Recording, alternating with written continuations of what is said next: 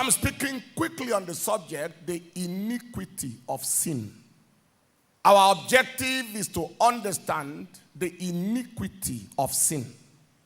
And our second objective is to know what to do about the iniquity of sin. The scripture makes it clear that sin goes beyond offending God with our actions.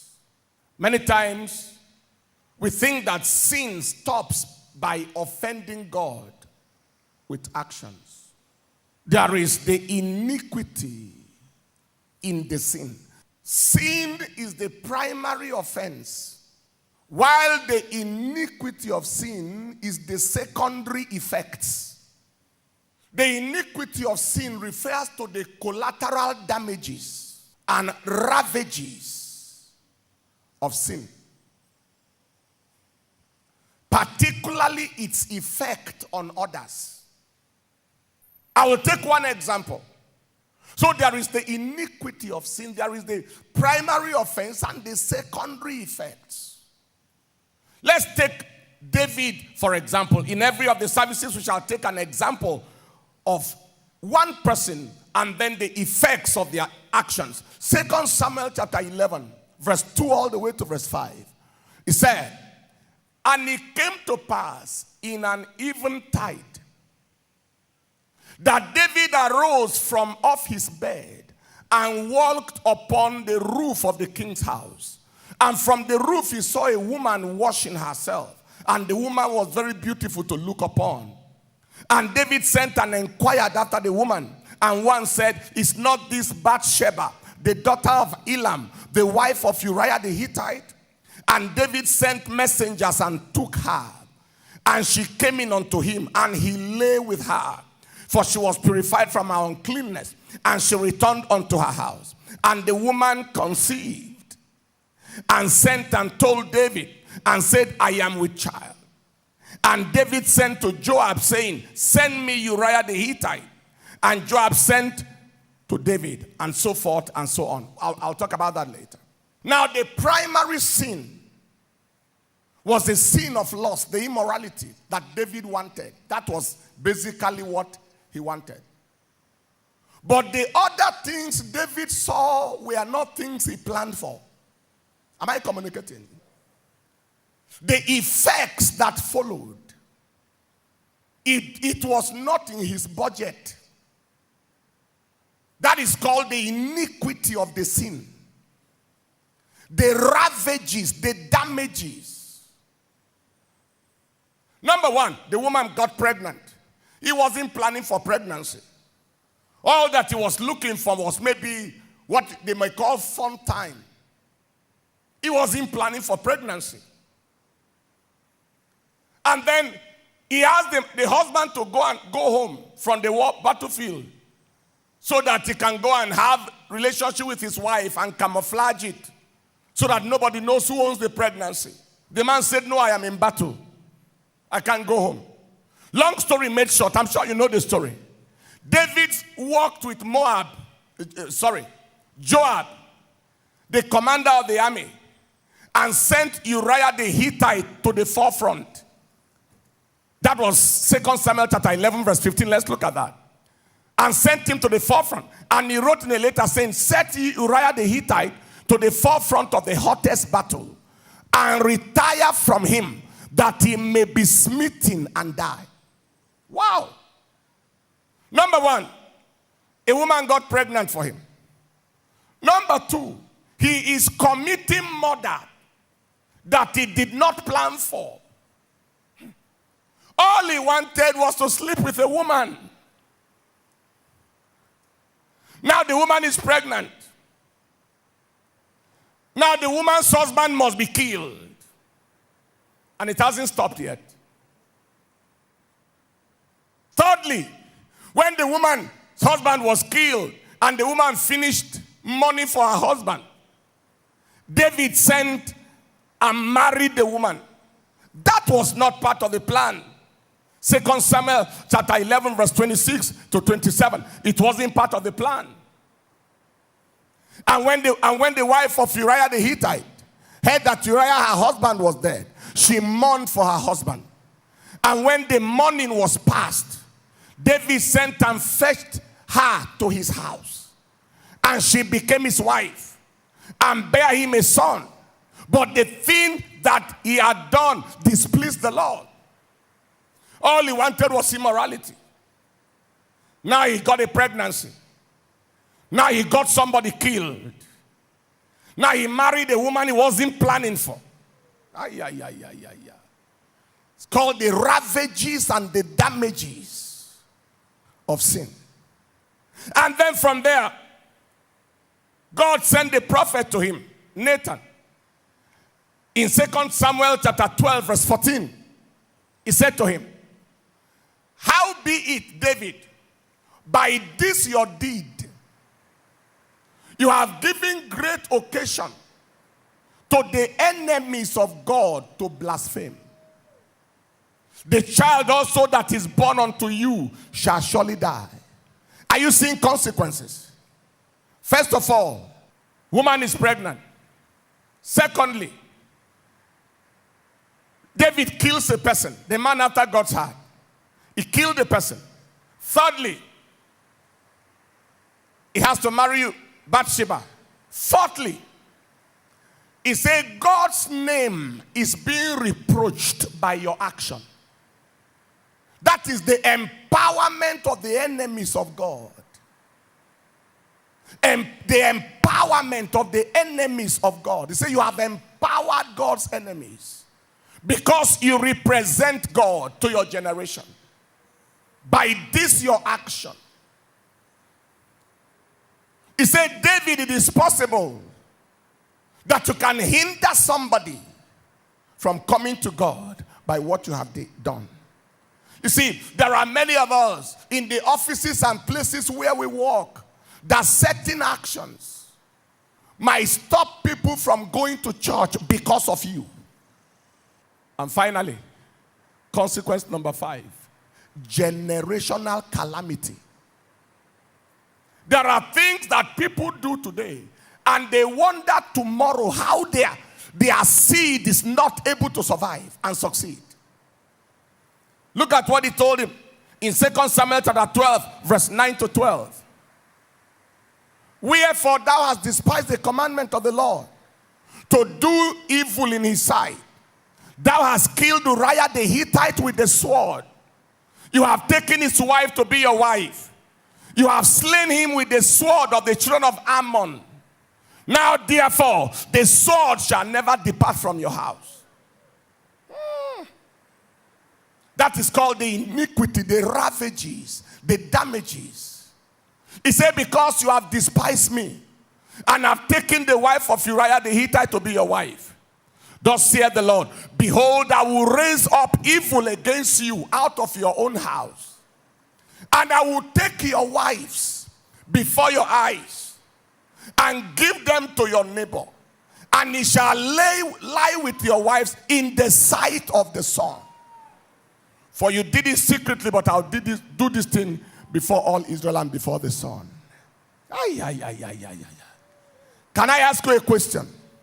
When David started, did he plan for this? All right. See the ravages and see the damages. His action implicated his children, implicated his next generation. What do you call her? Amnon loved Tamar and sent for Tamar and raped Tamar. And Absalom heard that his sister has been raped. And Absalom went and killed Amnon. The sword has started. The seed, the harvest has started. The flow has started. The ravages have started. And Absalom ran away from home. And Absalom returned back home. And the father received him. And then suddenly Absalom rises up against his father. And then Absalom laid the mat on the rooftop and slept with 10 of his father's concubines in the sight of all Israel, according to prophecy. God had forgiven David, but the ravages continue. The damages continue.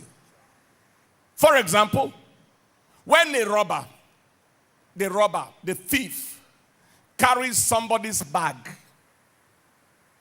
all he wanted to do was to steal. He had no other plan. Maybe he's planning to take money from the bag. But inside that bag was an international passport that has an American visa or a UK visa. Inside that bag was a phone with very important contacts. Inside that bag was an important document, crucial document, that this person needed to apply for work and be admitted by the next day. And the thief takes the bag. First of all, what are the iniquity? The sin of the thief is the stealing of the bag. But the iniquity of the sin is the pain and the hurt that the bag owner feels. How many of you know the pain of loss? You have ever lost anything before? It doesn't matter whether that thing was important or not. There is the pain that you lost something. The sin of it was the stealing of the bag. The iniquity of it was the pain caused the owner of the bag. The iniquity of it was the pain and the hurt of trying to get another American visa, trying to get another British visa, trying to get another thing. And then the iniquity of it further is the pain of the loss of opportunity, because the document he needed to get job the next day was inside the bag. God said to the thief, I would deal with you for stealing, and I would deal with you for the pain you caused. Some of us think that it just ended with just, I stole something. No. He said, what you stole caused some effects. It caused some pains. It caused some ravages. You see, I believe that an understanding of a thing like this will help humanity how to behave. Somebody, another example, lady stands up to try to take somebody's husband.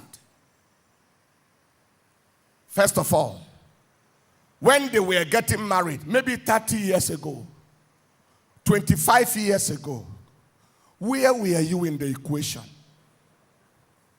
When they labored and built themselves for 20, 25, 30 years and grew themselves, where were you? Suddenly, you appear and you love a man whose wife maybe doesn't love him, if you think so. You are better for the man than his wife. Listen to this. And then you step into the house to divide the house. There is the pain, the joy that was in the home. The strange woman steps there to ruin that joy. She stepped in to deny the woman the joy of her husband, making that woman to live perpetually in tears. At times turning that woman into a shadow of herself, because I have seen many women who are victims of strange women. Most of the time there is that loss of confidence, that inferiority complex.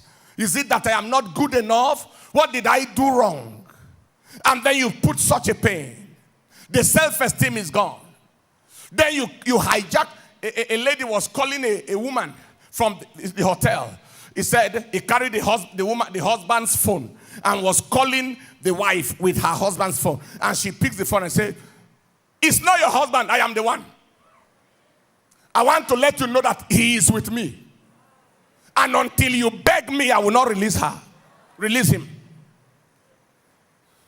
Those are the Jezebelitan Delilahs of this generation. They can go to any extent. Now, the children are deprived of their father's love, his presence, and they are denied the opportunity of having a marital model. They don't have a model marriage anymore. Because someone steps in to destroy that, and then the children have the potential of a future dysfunctional home. Because they haven't seen any example growing up. Why? One woman with 1% of her body. The reproductive system is only 1% of the body surface.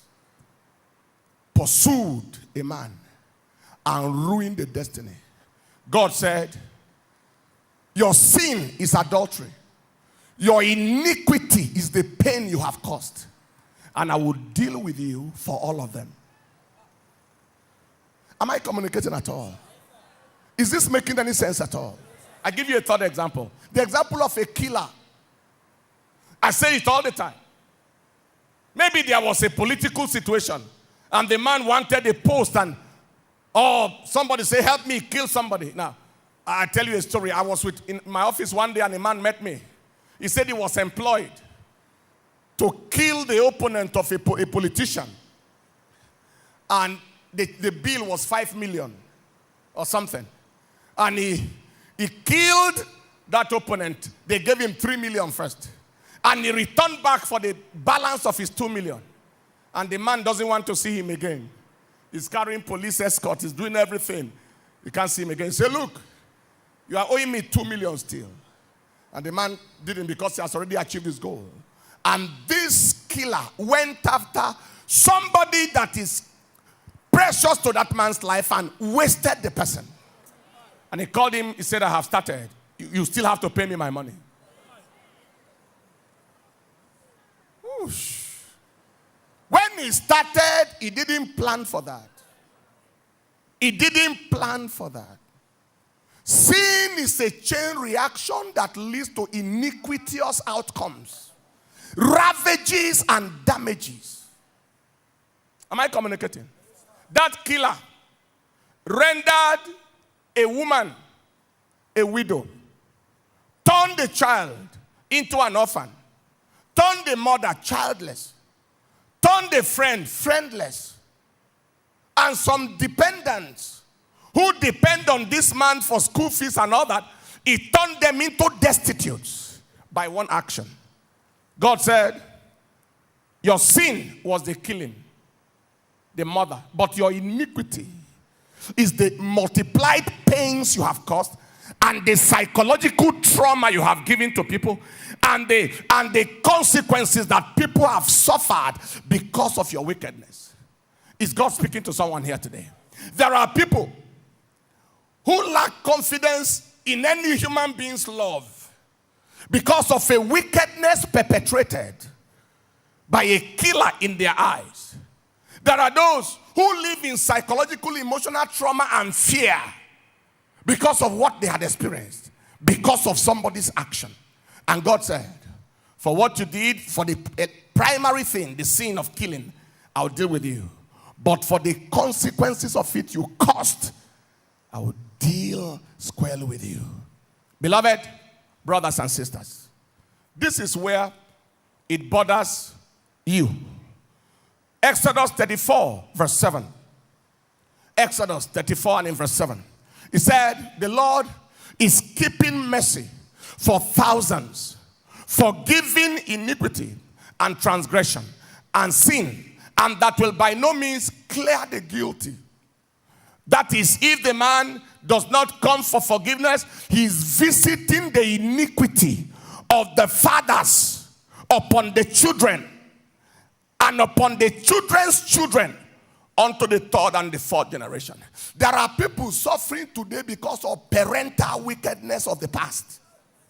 He said, your father, your mother wickeded so many people. Pardon the use of that word. He said, I visit the iniquity. That was what happened to David. He said, because of what you have done, sword will never leave your house. Your children will kill each other the way Absalom killed Amnon. See, that is what we call generational curse, ancestral curse. At times, it is a product of generational iniquity. So, beware how you behave today. You can't break a home and expect your children to have a home. Even yourself. You cannot take people's joy and expect that you can have joy in your generation. Never.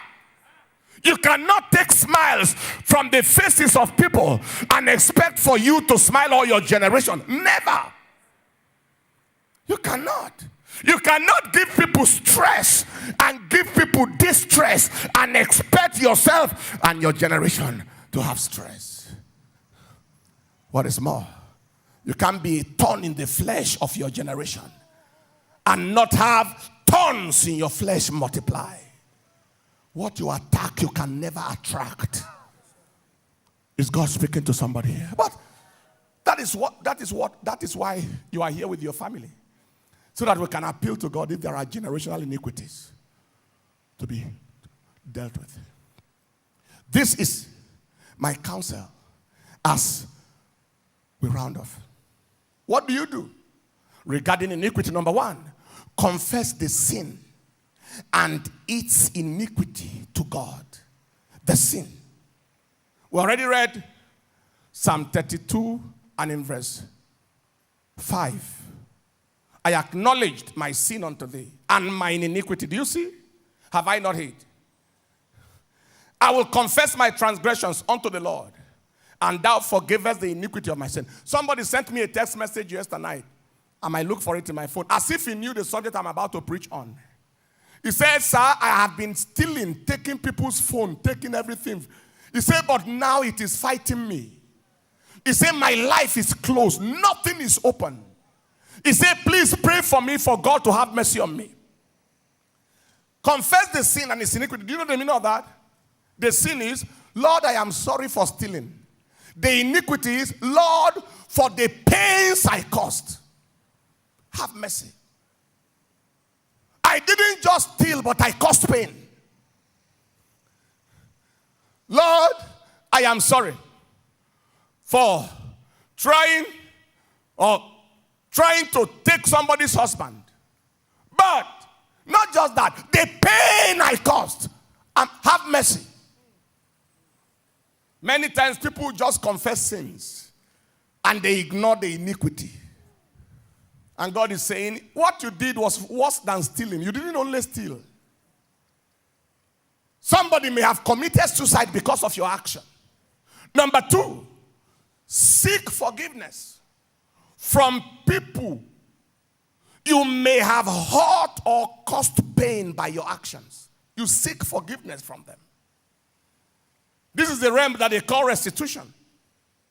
In James chapter 5 verse 16, he said, confess your faults one to another. So there are faults to confess. I'm sorry. And pray ye one for another that you may be healed.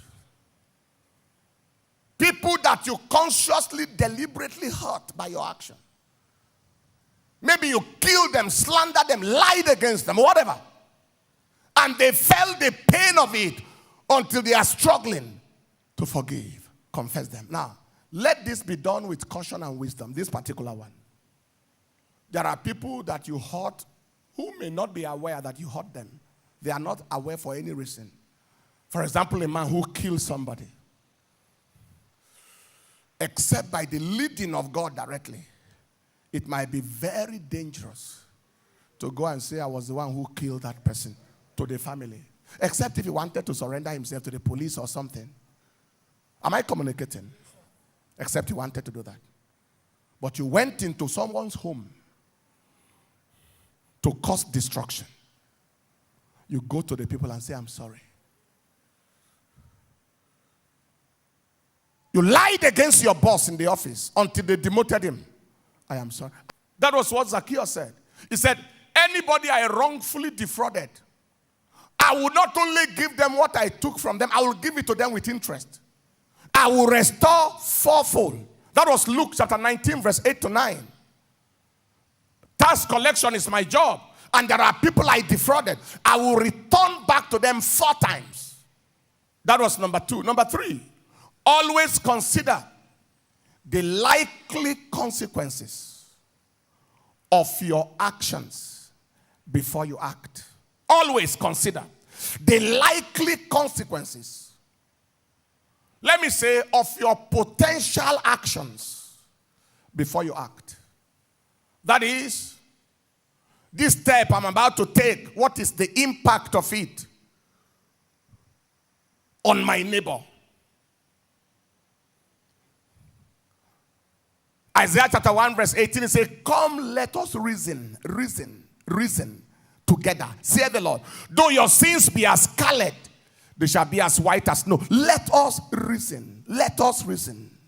When mentality is engaged, iniquity can be expelled or escaped. Reason. Just think small. Think small.